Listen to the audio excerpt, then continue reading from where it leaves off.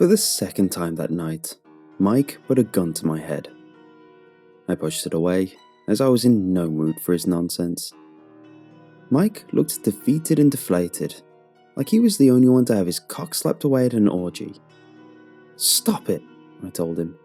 "It's not me." "Well, it has to be one of us," Mike argued, turning the gun to Billy. "Well, it's not me either," Billy protested. I didn't like Billy, and a small part of me hoped Mike would pull the trigger. He didn't, and instead turned the gun on himself. "Well, if it's not either of you two, then it has to be me," he reasoned, pressing the gun barrel to his temple. "Damn, this is too intense. I don't like it. Can one of you hold the gun?"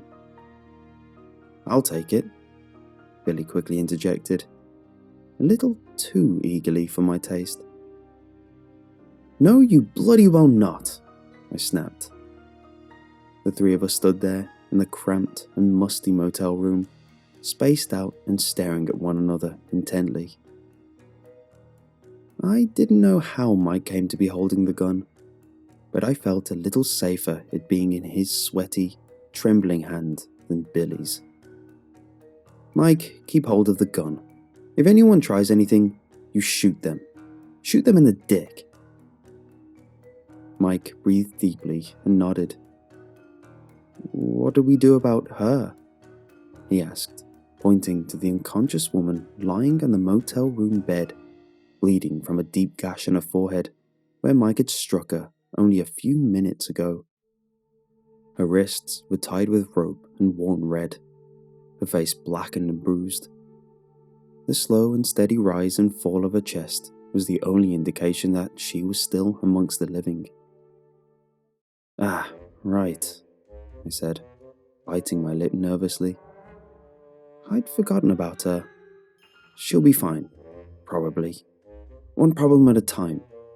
Right now, we need to figure out which one of us is possessed by the demon that we just exorcised from her. Personally, I think it's Billy." "Screw you," Billy spat. "I'm not possessed. You're possessed. Mike, shoot him." "Oh, if you're going to get Mike to shoot me, I'll get Mike to shoot you right back," I spat back. "Well, if you get Mike to shoot me for getting Mike to shoot you, I'll get Mike to doubly shoot you for getting Mike to shoot me for getting Mike to shoot you." "Stop!" Mike interrupted. Billy and I both looked towards him. "If I'm shooting anyone, then I'm choosing who." "Fair enough," Billy huffed. "I kind of think it's you too, Billy," Mike added. "What? I'm a man of the church. If anyone here is possessed, it's probably you, you sinful little bugger." "Those are some big words for a man who isn't holding the gun.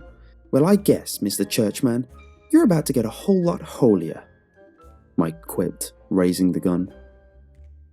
I rubbed to the bridge of my nose and tried to fight back the oncoming migraine. This wasn't getting us anywhere. I should probably elaborate a little on the situation that we found ourselves in. Mike and I are, for lack of a better term, paranormal investigators. For a small fee, we'll cleanse your home of spirits, banish evil presences, and occasionally perform the odd exorcism. It should come to no surprise, but this isn't exactly a lucrative line of work. I blame Scooby-Doo for misleading us on the whole thing, honestly. How they managed to not only keep clothes on their back, but keep fuel in their truck is beyond me. I suspect they either had an undeclare and tax-avoiding side gig, or Fred was just burning through his trust fund. Either way, Mike and I pretty much have to accept any job we can get. So, when our competitor and rival, Father William, asked for our help on a job, but were really in no position to say no. Father William, or Billy the Priest as I called him, was a dick. He claimed to be a man of the church, but I know for a fact that the guy worked at Blockbuster Video up until it closed about 8 years ago, and that he still sells DVDs and novelty rugs down the market on a weekend. He was 40, balding, and looked like a little toad wrapped in human clothes. He drove around in a little van covered in crosses and pretty much undercut us at every chance he got. We had begrudgingly worked with him a few times before, and it almost always ended up in disaster. Like tonight, for example. This was supposed to be just a regular, run-of-the-mill exorcism. A quick few lines of scripture and a dash of Latin, and you're home in time for supper. What Father William had failed to mention, however, was that we were not exorcising a spirit, but a damn demon. Mike and I had never dealt with such things before, and found ourselves woefully unprepared. The girl had screamed and cursed and goddamn levitated, whilst we tried in vain to rid her body of the entity. Mike eventually took it upon himself to pistol whip the poor girl in the face, as though that might solve something. And the next thing we know, the entity pours forth from the girl's throat in a cloud of dense black smoke. The lights go off, and then flicked back on again about a few moments later. The dense black cloud is gone. The girl is unconscious, and one of us is now undoubtedly possessed. That's where we now found ourselves. The three of us eventually settled down after the senseless accusations and insults. Mike sat cross-legged in the corner of the room, gripping the gun tightly in his hand, whilst eyeing Billy and I suspiciously. Billy had fallen back on the motel room sofa, his feet up on the coffee table, playing with his dyed grey beard and watching the clock. I paced back and forth, knowing that each minute I spent in this bull situation was one that I would never get back. And if my smoking and eating habits were anything to go by, I didn't have many to spare. So, Mike finally spoke up, breaking the silence that had reigned for what felt like the last 20 minutes. We're just going to sit here and, wait? For one of us to go all demon-y? Yep, I replied bluntly. That's the plan. We're the only ones in the area, so there was no one else for the demon to go to. It has to be one of us. I shot a snide look towards Billy. So, we just wait. Or we just all kill ourselves simultaneously. I'm not fussed. Knock, knock, knock. The three of us all snapped our heads towards the door. Someone was there. There wasn't supposed to be anyone else at the motel that night, which is exactly why we booked it. We all stood up and began to take cautious steps towards the entry. Knock, knock, knock. Who is it? Mike asked in a hushed tone. How the hell should I know? I replied. But I somehow doubt they're here to talk about Jehovah. I reached out and turned the doorknob. Mike stood behind me, his gun raised. Billy clutched his rosemary beads and misquoted scripture to himself. I pulled the door open an inch. Oh, hey, I've been knocking door to door, but no one else seems to be here, the stranger said. He was middle-aged, wearing a suit soaked up by rain and carrying a briefcase. My car broke down a little down the road. I don't suppose any of you guys have a phone I could borrow. His voice trailed off as he noticed the gun. I shared a look with Mike and Billy, and then let out a resigned sigh. I think you better come in.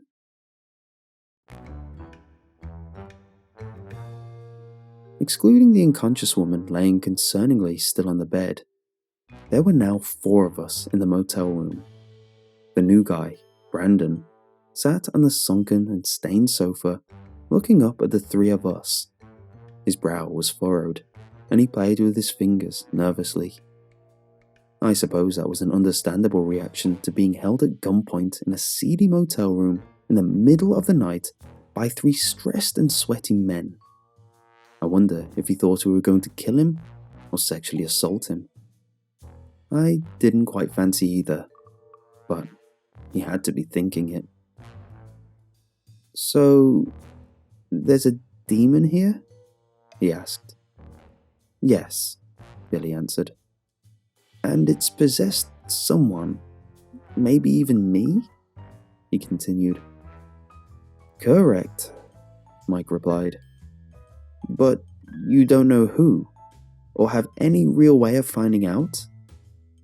That's about the size of it, I replied. Oh, right, okay, he finished, leaning back on the sofa as though the world suddenly made sense again. You guys got any beer? I walked over and sat down on the bed, whilst Mike pulled out a hip flask and shared it with Brandon. This was getting ridiculous. I checked over the girl on the bed, satisfied to find that she still had a pulse. I'd sooner she didn't die, I thought, because she was still the one paying us for the job. Her name was Emily. She was young, blonde, and very much out of my league, possessed or not. She'd originally approached Billy about the exorcism, believing something was inside her, and slowly but surely taking control of her mind and body. I had originally dismissed her as just being mentally ill, because when it comes to an alleged demonic possession, 9 out of 10 times, it's just an unchecked mental illness. Still, I don't like to stigmatize, so I had given her the benefit of the doubt. Of course, it turned out she was possessed, so yeah, that was that. I looked towards Mike, who was happily sharing a drink with Brandon, talking and laughing. I noticed Brandon now held a gun for some reason, and made a mental note to remember that Mike's sheer stupidity would undoubtedly be the death of me. Billy stood near the window, staring out at the car park. I believe I have an idea, he said, turning and adjusting his robes. Oh yeah, Billy wore fully fledged priest robes for any job he took, white collar and all. I told you, he's a dick. Oh really? Well, it would be good to hear the idea before I completely dismiss it as nonsense. What is it? I asked. Well, The lights flickered and then failed completely. The motel room descended into complete and utter darkness. I froze, my breath caught in my throat. There was the sound of a scuffle and a sickening wet squelch. The lights flicked back on. Oh wow, Mike mumbled, his jaw slack. Damn, Brandon added, swigging from the flask. I remained speechless. Billy stood near the window, looking towards us. Where his left eye had been, there was now a pencil buried at least an inch. Blood oozed down his face, and his one remaining eye was wide with shock. Billy? I muttered, pointing to his face. You've got a little... He furrowed his brow into a confused expression and lifted his hand to his face. His skin turned white as his finger found the pencil. Damn it, Jesus Christ! He screamed and shouted, walking wildly around the room. Come on, who stabbed Billy? Mike asked, looking towards myself and Brandon. Come on, step forward. Who's the culprit? Damn! Oh God, it hurts! It hurts! Billy continued. Brandon shrugged and Mike looked at me, cocking an eyebrow. What? I didn't do it, I defended. Honestly, as much as I would have liked to take credit for it, I didn't. Well, someone did. It couldn't have been me. I don't even have a pencil, Mike added. Billy burst into the bathroom, slamming the door shut behind him. The rest of us sat in silence for a while, listening to him shout and curse and screech.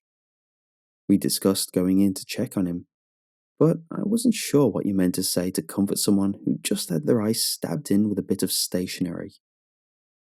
After a while, Billy emerged. His head was wrapped in a bandage that must have been found in the bathroom, the blood still soaking through. A bloodied pencil lay beside the sink. He staggered forward and collapsed on a chair, his whole body trembling. "Well, that was weird," I said, to break the awkwardness of it all. Billy scowled at me with his one good eye. "Screw you," he mumbled. "Well, I guess that means Billy isn't possessed. Unless the demon did it to make us think Billy wasn't possessed." Mike trailed off into thought. "Alright, I guess Billy might still be possessed." I felt like slamming my head against the wall. How long was this going to go on for? I checked the clock. It had been just over an hour since we'd arrived. It wasn't even midnight. "Okay, so you had a plan, Billy?" I asked, unsure of how long was the right amount of time to allow someone to grieve the loss of their eye. Billy's hand clenched the arm of his chair so tightly that his knuckles turned white. His body was coated in sweat. He looked pretty bad, honestly. "Yes," he replied through a clenched jaw. "In my van there are various books and tomes. Within them, somewhere, will be this damned being's name. Its name will give us power over it. With that, we can cast him back to the depths from whence it came." Billy finished, holding up a shaking fist in the air, as though he was inciting a revolution. Mike and Brandon both nodded approvingly, as though any of that made sense. "Okay, sure. Now, and I'm just spitballing here, so feel free to chime in if anyone has anything they'd like to add. But on the off chance that doxing a damn demon doesn't work, we should probably have a plan B." Knock, knock. "Oh, god damn it!"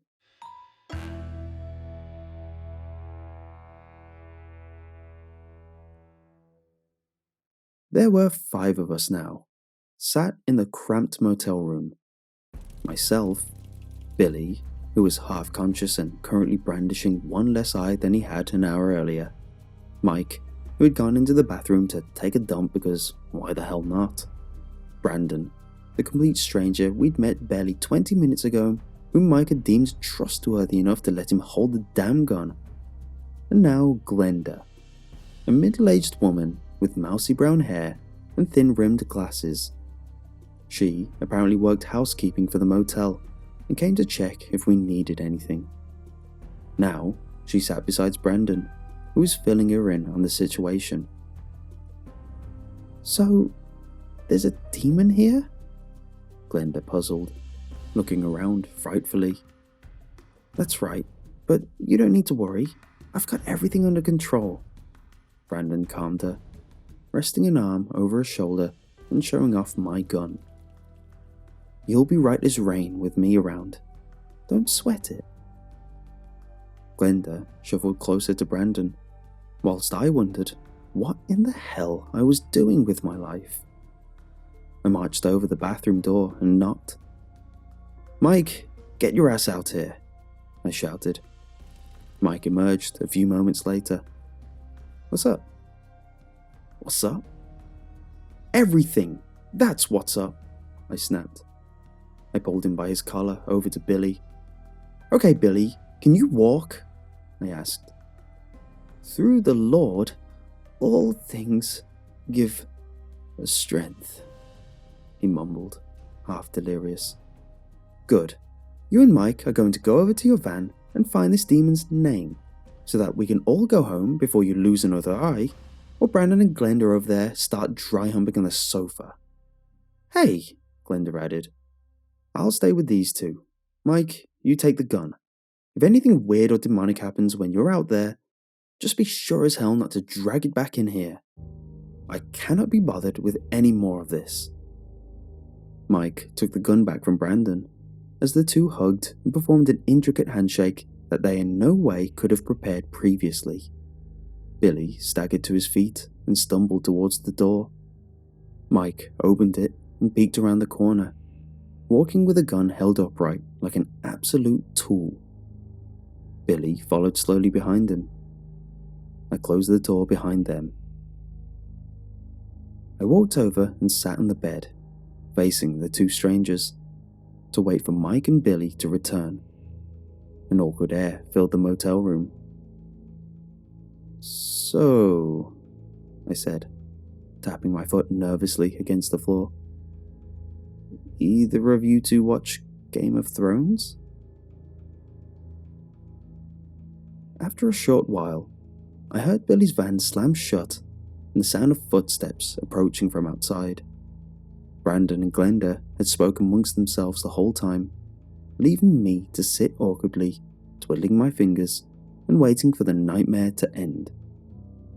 I stood up, relieved, and began to walk towards the door.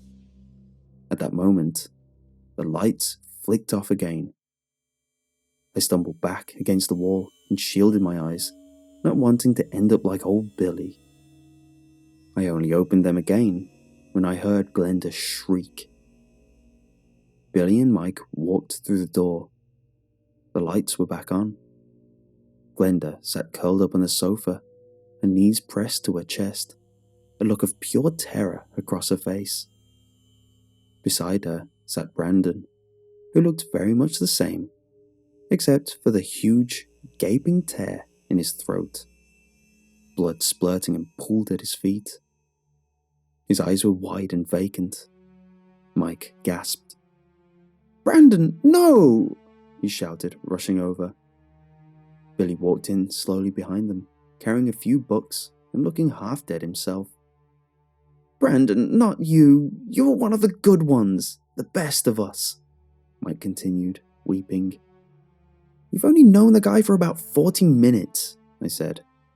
Mike shot me a disapproving look, and then returned his gaze to his deceased, short-lived friend. I allowed Mike an ample 3 minutes to grieve, before I pulled him to his feet. "Look, let's just get this over with so we can go home." Mike pulled away, raising the gun and backing into a corner. "It has to be one of you two," he snarled, moving the gun between myself and Glenda. Billy sat, collapsed against the wall, lazily flicking through books and passing in and out of consciousness. Glenda recoiled and held her hands up as though they might block a bullet. "Now which one is it? Come on, show yourself." "Mike, calm down," I urged, taking a step forward. "You're stressed. It's a tense situation. You haven't had anything to eat. Just put the gun down, okay?" "No, you calm down. I'm calm as hell. See? See?" he raged, thrusting the gun forward. "I swear to God, Mike, if you shoot me, I'm going to be super pissed," I told him. I turned back towards Billy for a moment to see how he was progressing. He was laying face down, unconscious. Great. Mike whimpered. I walked up towards him and slowly pushed the gun towards the floor. I put my arms around him and he leaned into my shoulder. "I know, buddy," I consoled him begrudgingly. "I know." After Mike had a chance to calm down, we took a moment to take stock of the situation. We could pretty much write off Billy, who was passed out on the floor. Glenda refused to speak, rocking to herself on the sofa beside the still warm corpse of Brandon. That left Mike and I, which wasn't a comforting thought. "So, what do we do?" I asked. Mike shrugged, putting the gun down on the coffee table. "I don't know. Should we just bail?" he asked. I looked around and didn't see the night getting any better or saner. "Yeah, I guess. We can probably still catch porn stars if we're quick." Mike grabbed his coat and gently kicked Billy. He didn't stir, so Mike said he'd leave a note. He said bye to Glenda, who didn't seem to acknowledge his presence. I told him that I needed to pee, and that I'd just be a minute. As I walked over and closed the bathroom door beside me, I sat down in the seat and put my head in my hands, deciding that first thing in the morning, I'd get a job at McDonald's or something. I wasn't doing this nonsense again. "Hey, quick question," Mike called out from the other side of the door. "Yeah," I replied. "Where's Emily? Did you move her from the bed or what?" "What? No, I began, my brow furrowed in confusion. The lights began to flicker once more. A shrill scream echoed from the other room, followed by a gunshot and the sound of wood exploding. I sat there silently until the lights flickered back on. With all the caution of a man who had no desire to die in a seedy motel bathroom, I peeled the door back. Mike lay on the floor, the shattered remains of the coffee table beneath him, and the gun nowhere to be seen. Glenda sat on the sofa, silent as ever. This time, though, I suspect her silence was due to the fact that her tongue was now hanging out of her snapped, hanging jaw. She sat there, blinking for a few moments, until the blinking stopped entirely, and she slumped over. I found the gun laying on the floor. I picked it up, the barrel still hot to the touch. Billy hadn't moved. There was only Mike, who slowly pulled himself to his feet. I raised the gun. "Mike, buddy, I want you to answer honestly, and I promise not to be pissed because it's completely fine. But are you possessed?" Mike dusted himself off and looked for the pistol before seeing it in my hands, aimed at him. "What? Me? No," he responded, rubbing at his back. "Really? Because it kind of seems like you're the one who's possessed, being the last one standing and all that." "It wasn't me," he tried to assure me, looking over to Glenda. "The lights went out. Something threw me back onto the coffee table. The gun dropped and fired. That's all I saw. I didn't kill Glenda. I didn't kill Brandon," he said, looking longingly over at his dead faux friend. "Yeah, I get that. It's just, I don't really believe you." I looked over the bed. Emily was still laying there in the same position she'd been all night. "Why did you ask where Emily was?" I quizzed him, taking a step towards Billy. I kicked him a few times, until he eventually stirred. He lifted his head groggily, a small pool of blood and drool left on the floor where he'd been resting. "Huh? What? Did we do it? Did the books work?" Billy slurred. Mike looked over to the bed, gasping and covering his mouth. I swear she wasn't there a minute ago," he insisted. "It must be her. The demon must have gone back into her and he's been picking us off one by one. What a snaky move." He shook his head disapprovingly. Billy managed to pull himself to his feet, holding himself up against the wall. What's going on?" he asked with great difficulty. "Mike's possessed," I informed him. "I am not." "Oh, I knew it," Billy groaned. "Mike, if you're still in there, I'm probably going to have to shoot you, at least a little bit, just so we can subdue you. Just giving you a heads up," I said, aiming the gun towards his leg. "Do not shoot me. It's her," he panicked, pointing towards Emily. At that moment, she began to stir. She pulled herself up on the bed, straining and rubbing her forehead. Is Is it over? She stammered, brushing away the blood-encrusted blonde hair from her face. Did you get it out? She asked.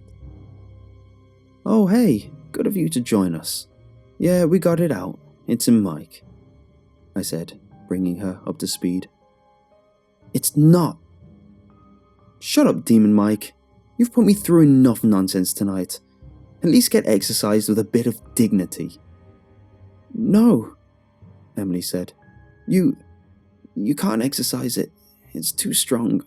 You need to kill it. Shoot him, or it'll just possess one of us. She's got a point, Billy agreed. He lurched over and threw up on the floor. No, she doesn't have a point. She's possessed. Think about it. I wasn't even here when Brandon got killed. I was with Billy. Mike took a few steps back until he reached the wall. I kept the gun on him. Shoot him, Emily urged. Please, I don't want it to take me again. I mean, mysterious ways and all that. Probably best to shoot him. Just shut up, I snapped. I looked over at Mike, and then Emily. I looked at Billy, who was picking chunks of vomit out of his beard, the bandages across his face crusted over with blood. Mike, promise me you're not possessed. He is possessed, Emily jumped. Shoot him! Shoot him now! I promise, Mike said, resting his hand on his heart. I swear on the dear sweet memory of good old Brandon that I am most certainly not possessed. Shoot her. I sighed and closed my eyes for a moment. Screw this, I thought. I opened them up again, and I fired.